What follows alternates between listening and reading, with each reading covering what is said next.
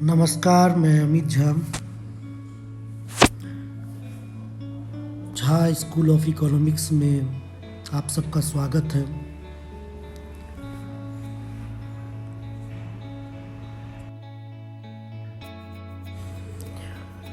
आज मेरा पहला वीडियो है, इसलिए बहुत सारी त्रुटियां होगी,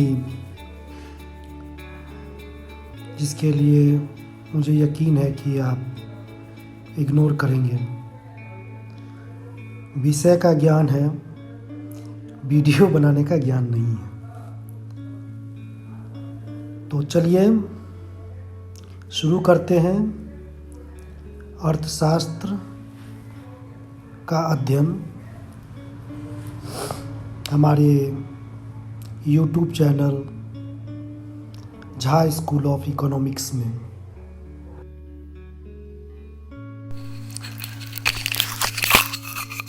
आज का टॉपिक है अर्थशास्त्र क्या है। जो माध्यम ऑफ कम जो होगा बातचीत का, वो हिंदी में होगा। हम हिंदी माध्यम में जो है पढ़ाएंगे, जानकारी देंगे, बोलेंगे। तो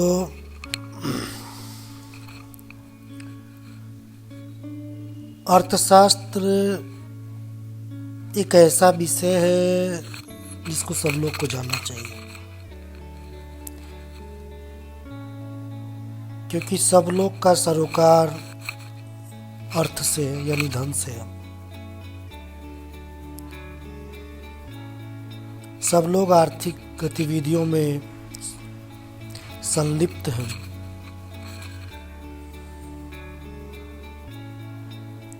इसीलिए बुनियादी जानकारी होनी चाहिए ताकि हम बेहतर तरीके से अपने आर्थिक गतिविधि को, धन को कमाने और धन को खर्च करने के गतिविधि को व्यवस्थित कर सकें, प्रबंधित कर सकें। तो आज एक छोटा सा बिंदु है चर्चा का, एक परिभाषा मात्र, एक पहचान कि किसे अर्थशास्त्र कहेंगे।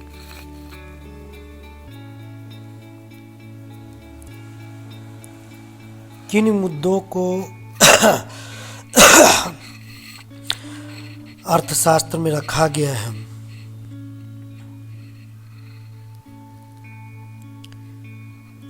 इन्हीं की एक झलक जो है हम जानने का प्रयास करेंगे। हमारी थोड़ी सी जानकारी में जो बातें समझ में आई है वो आपको कम्युनिकेट करने का प्रयास करता हूँ। उम्मीद है कि बहुत आसानी से आप समझ पाएंगे। तो चलिए जानते हैं कि अर्थशास्त्र क्या है।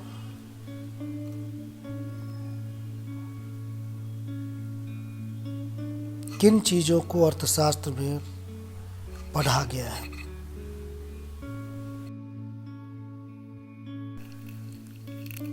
बोलचाल की भाषा में अगर हम कहना चाहेंगे कि अर्थशास्त्र में हम क्या पढ़ते हैं, तो बस सामान्य सी बात है, धन यानी मुद्रा या संपत्ति के लेन देन से संबंधित किसी भी क्रिया को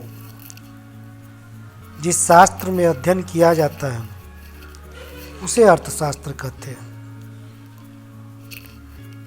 जैसे बाजार की गतिविधि हो गई, सामान का खरीदना बेचना, नौकरी हो गई, सेवा दिए, सैलरी पाए, ऑनलाइन शॉपिंग परिचित ही हैं हम लोग, खेती हो गई, आयात निर्यात हो गया, दूसरे देशों से सामान का आदान प्रदान, उत्पादन, उपभोग, आवागमन, संचार वगैरह वगैरह बहुत सारी चीज़ें हैं जो कि आर्थिक गतिविधि के अंतर्गत आती है, यानी कि जिसमें धन का लेन देन होता है मुद्रा का के सहयोग से, क्योंकि हर देश का अलग अलग मुद्रा होता है।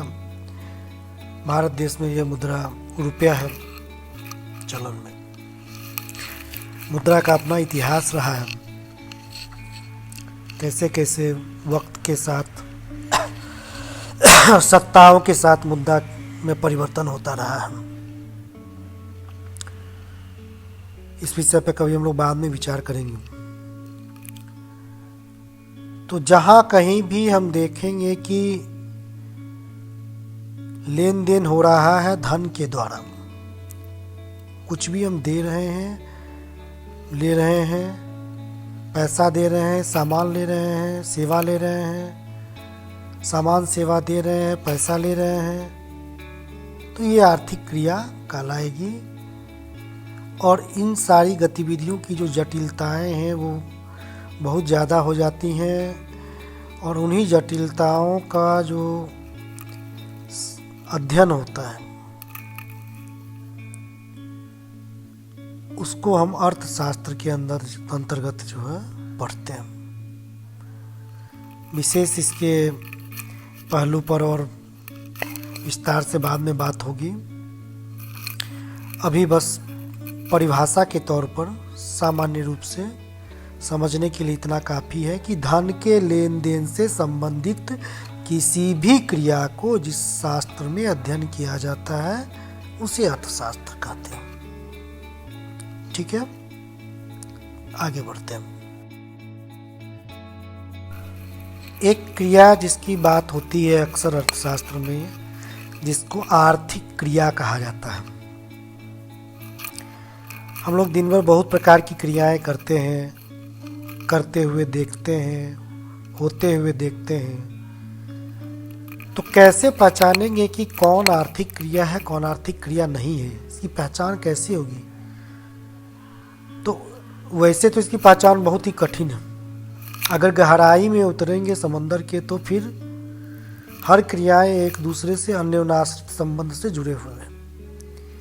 लेकिन अर्थशास्त्र ने एक मोटी मोटी रेखा खींची है ऊपर से, और उसने कहा कि धन का प्रत्यक्ष रूप से लेन देन जिस क्रिया में होगा उसको हम लोग आर्थिक क्रिया कहेंगे। अप्रत्यक्ष रूप से तो सभी क्रियाएं आर्थिक क्रियाएं कहलाएंगी, क्योंकि वो धन के लेन देन को प्रेरित करती हैं। पर अर्थशास्त्र के परिभाषा के हिसाब से आर्थिक क्रिया से अर्थ है प्रत्यक्ष रूप से धन के लेन देन। तो ऐसी सभी गतिविधि, वैसी सभी क्रियाएं जिसमें धन के लेन देन हो रहे हो, संपत्ति का लेन देन हो रहा हो, मुद्रा का लेन देन हो रहा हो, उनको आर्थिक क्रिया कहा जाएगा।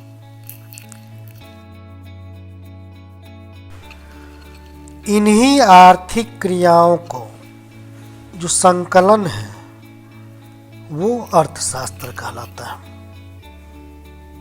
एक व्यक्ति के तौर पे बहुत छोटी बात लग सकती है, लेकिन जब एक समाज के तौर पर, एक बाजार के तौर पर, एक कंपनी के नज़रिए से, एक राष्ट्र के नज़रिए से, एक वैश्विक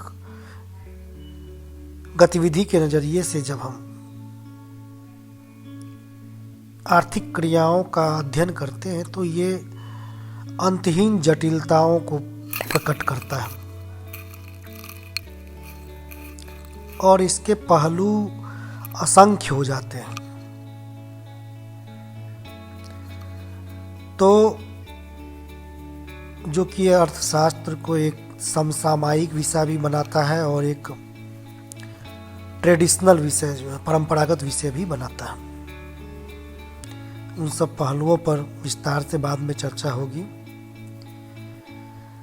4-5 शब्दों के में जो अगर परिभाषा को सिमटाया जाए तो बस यही कहा जा सकता है कि आर्थिक क्रियाओं का संकलन ही अर्थशास्त्र है।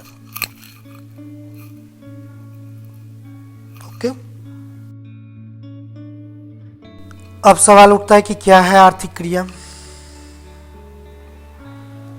पहले भी इस पर चर्चा किए, फिर इसको और विस्तार से थोड़ा समझते हैं। नौकरी, दुकानदारी, खेती, बातचीत, टेलीफोन, मोबाइल, इंटरनेट, कितने भी प्रकार के उत्पादन जो फैक्ट्री में हो रहे हैं, यात्रा, ट्रैवलिंग, यहाँ वहाँ जाना, खाना पीना होटल में, प्रचार तमाम प्रकार की कंपनियों का, सेवा के तमाम कार्य, ये सब आर्थिक गतिविधि में आते हैं।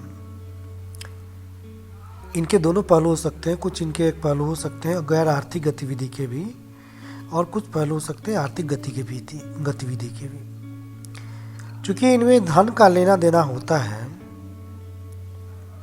इसलिए इनको आर्थिक क्रिया कही गई है, क्योंकि प्रत्यक्ष रूप से इन गतिविधियों में धन का लेन देन होता है।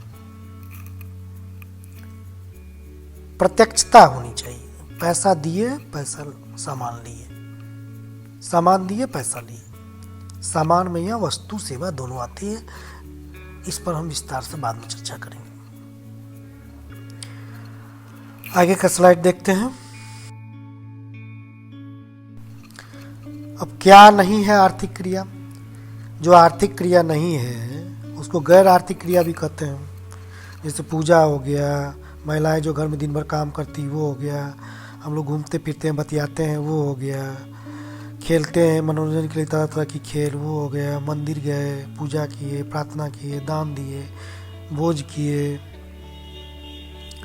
बहुत सारे प्रकार की आर्थिक ऐसी क्रियाएं हैं जिनको कि गैर आर्थिक क्रियाएं कहेंगे, जो कि जिसमें प्रत्यक्ष रूप से धन का लेन देन नहीं होता है।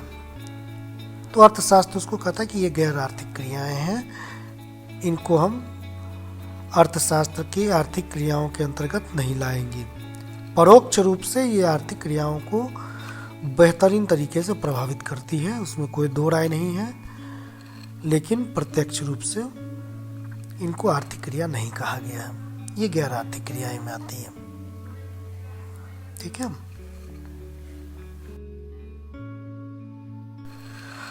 अब इस बात को ठीक से स्पष्ट रूप से दिमाग में रख लीजिए कि आर्थिक क्रिया और गैर आर्थिक क्रिया ऐसी कोई दीवार नहीं खींची हुई कि जो इस पार का नहीं है उस पार का नहीं है। प्रत्यक्ष लेन देन और परोक्ष लेन देन की ही बात है। नहीं तो जितनी भी क्रियाएं हैं सबको हम साबित कर सकते हैं कि वो आर्थिक गतिविधि को प्रभावित करती है।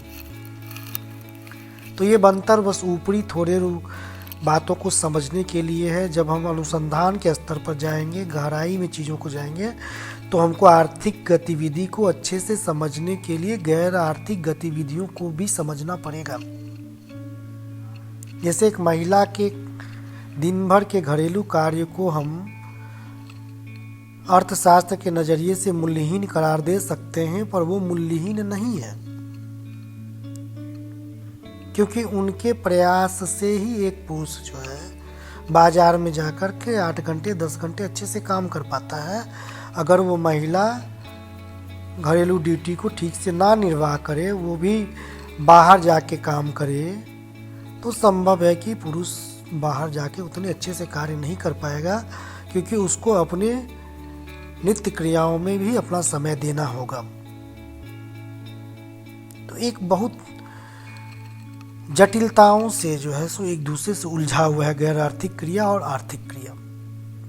इन जटिलताओं के परतों को बाद में हम लोग उघेर करके देखेंगे। अभी के लिए इतना ही।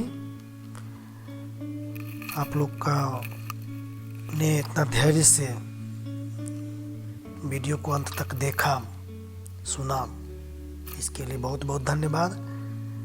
पहला वीडियो है, त्रुटि के लिए क्षमा, लगातार जो है सो सुधार के प्रयास होते रहेंगे, सुधार होते रहेंगे, पूरी तत्परता के साथ होते रहेंगे। अंत में सबको नमस्कार। आप सबने मेरे वीडियो को देखा। उम्मीद करते हैं कि आगे भी देख करके हमारा हौसला अफजाई करेंगे और हम लगातार बेहतरीन वीडियो बनाने का अपने तरफ से प्रयास करेंगे। रोज़ सीखेंगे, रोज़ पढ़ेंगे। धन्यवाद।